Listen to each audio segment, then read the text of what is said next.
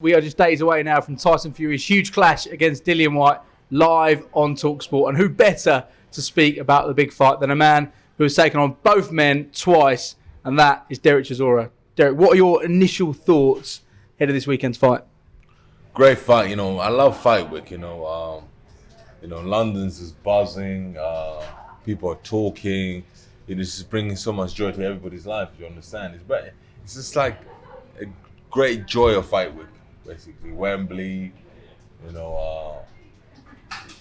it's just nice, and then the weather's beautiful, so we're just buzzing about it. Fight Week is underway. What did you make of the press conference yesterday? There weren't any chairs thrown. There wasn't any real bad blood between the pair. Guys don't know how to sell anything, man. They need me to come in there, and I'm joking. I didn't watch it.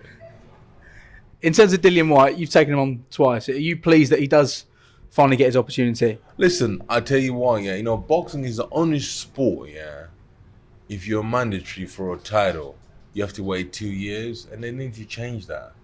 They need to change it, because remember, Dillian's mandatory, and then you have to box 5 times to get knocked out. They're like, oh, if you don't fight, you don't have the rematch, he's not gonna lose his position again. It's just one of those games, you have to change the rules, a little bit of the rules, basically, because if you're a mandatory, your next fight, you should be fighting for the world title.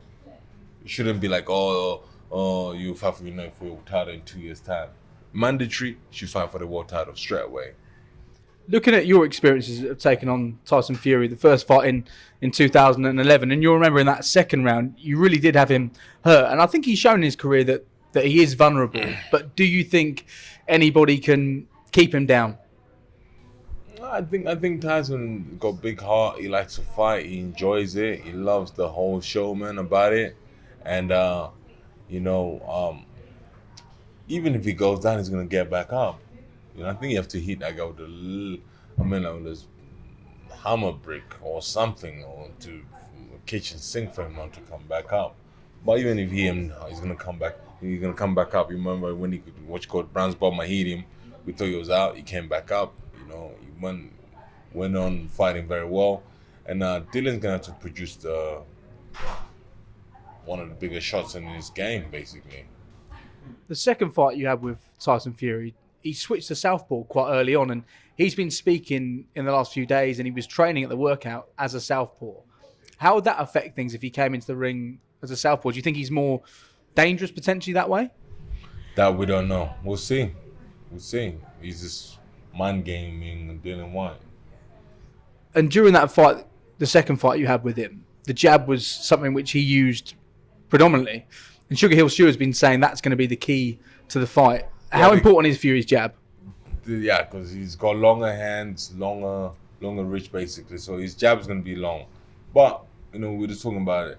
Dillian's got good left hook. He's got good right overhand. And I said it this morning, and Tyson was going to be on the floor. He's going to get knocked out. And people don't believe me. With Tyson's reach, how difficult is it to get away from that jab? With Tyson's reach, he's going to have to move his head, Dillian, or he's going to get jabbed off. But then he's going to knock him out. Let's talk now about the fights you've had with Dillian Whyte. And you remember the first press conference for the fight with Dillian. Things got very tasty. But yesterday, Dillian seemed much more calm. Do you sense that he's, I don't know, maybe matured, or he's just more at peace with himself now? I don't know. It's like yesterday they were giving each other respect, but maybe this all Tyson's brain games. He's playing mind games. You understand? He's playing mind games. He wants Dillian to fight, and we'll see what happens. Do you think that was a tactic by Tyson then, the mind games, giving him a lot of respect? Yes.